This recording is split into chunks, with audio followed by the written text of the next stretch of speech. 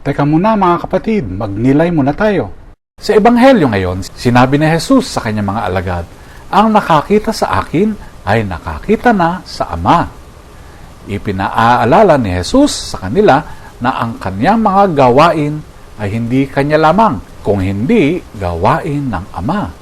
At ang sumasampalataya sa kanya ay makagagawa pa ng mas dakilang bagay. Alam mo ba na may apoy na hindi nauubos kahit matagal nang nasusunog?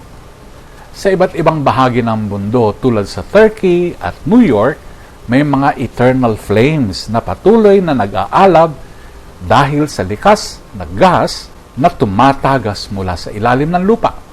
Kahit lumipas ang daang-daang taon, nananatili silang nagniningas.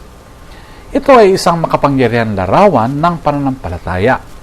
Sa gawa ng mga apostol, sina Pablo at Bernabe ay tinanggihan ng ilan, ngunit tinanggap ng iba.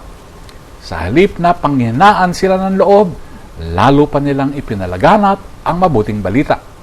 Ang kanilang pananampalataya ay tulad ng isang walang hanggang apoy.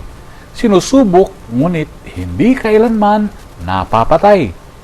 Tinatawag tayo ni Jesus sa isang pananampalatayang hindi nauupos kahit sa harap ng pagsubok.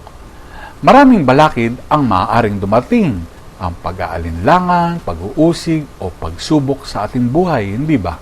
Ngunit, kung nananatili tayong kaugnay kay Kristo, ang ating apoy ay hindi kailanman mamamatay. Pinapanatili ba nating buhay ang apoy ng Espiritu Santo? Nagtitiwala sa kapangyarihan ng Diyos upang panatilihin itong nagniningas? Magpapatuloy ba tayong magliwanag kahit sa gitna ng pagsubok? Pagnilayan po natin ito mga kapatid. Amen.